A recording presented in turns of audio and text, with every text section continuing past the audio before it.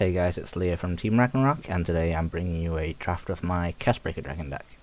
So, start with the grade 3s, playing only 4. Starvader Curse-Breaker Dragon. Doesn't have a gift marker, but his skills sort of make up for that.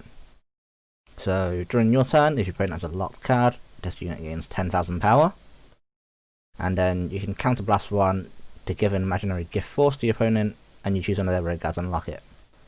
Then its auto skill is, when your opponent's rear guard is unlocked, you can Soul Blast 1, retire the locked unit, draw a card, and then you can remove a total of 2 gift markers that they have, and for each one removed, you acquire an imaginary gift force. So it's a pretty interesting skill overall. You can control the board defensively.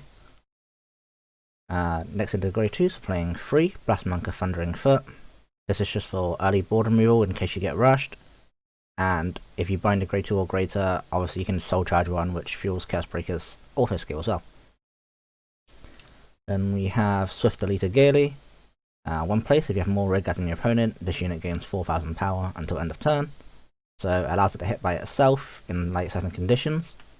And also when it hits a Vanguard, you can Soul Blast 1, bind one of the red guards face down, and if you couldn't, you draw a card.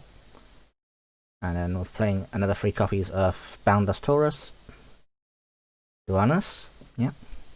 It's continuous skill. If there are 2 or more face down cards any player's bind zone or circles, this unit gains 10,000 power.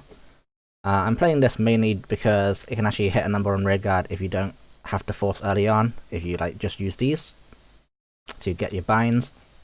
So it hits a 20 by itself, so it'll be quite useful later on as well when you're hoping to end the game. And the last grade 2 play is 4 of Bisecting Starvader, Zirconium. It's the newest Starvader support that they got in the clan selection. It has an on-play skill. If you have a Starvader Vanguard, you counterblast 1. Your opponent looks at the top card of the deck and calls it to any open rearguard circle is locked.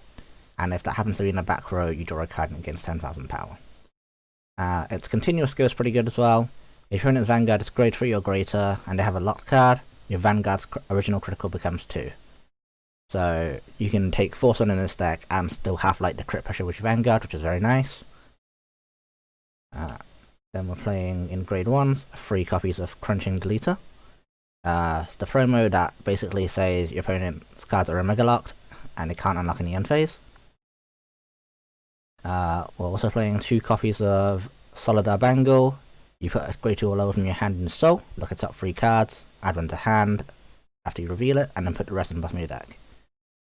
This is just mainly to search out pieces that you need, so you can shove early cards you don't need into Soul, and hopefully not have the G assist for Curse-Breaker Dragon if you just grab it off that. We're also playing 3 copies of Treasure Child of Nuclear Magnetic Resonance. At the end of the battle it boosts, your opponent did not call trigger units, you can move it to Soul, and when a unit gains 10,000 power. Really useful to pump up your rear guards, since you don't actually acquire force all that fast. It'll be nice to hit some numbers. I'm playing 4 of the grade 3 Searcher. If there's a face down card in any player's bind zone or circle, it gains 5,000 power. So it's just 13k, and then the grade 3 searching skill. That one I have. Last grade 1 is 4 copies of Starvader. Subgrade Dragon. This is on hit, or when it boosts an attack that hits a Vanguard, I believe. You look at top 5 cards of your deck, look for any Starvader card, reveal it, and add it to your hand, and shuffle your deck. So this can be used to thin the deck early on, either by grabbing your Curse Breakers, another copies of Zirconium, and so on. Its act skill is really good as well. When your opponent's Vanguard is grade 3 or greater, you can move it into Soul, choose one of the locked cards, unlock it, and then choose one of the other rear guards that are not locked and lock them. So this procs Curse-Breaker's auto skill early on, which is nice, allowing you to actually acquire force. But other than that, it's just mainly to thin out the deck. For triggers, I am playing 4 heals, 2 draw PGs, 2 crit sentinels, and then 8 more crits to round it off to 10. I prefer playing a crit heavy lineup because I just want to end the game faster. I don't really see any benefit to drawing the game out by playing this defensively. Again, this is just an early draft. It may go through some changes, and it may not be the optimal build, but that's what I have. Thank you guys for watching. Bye!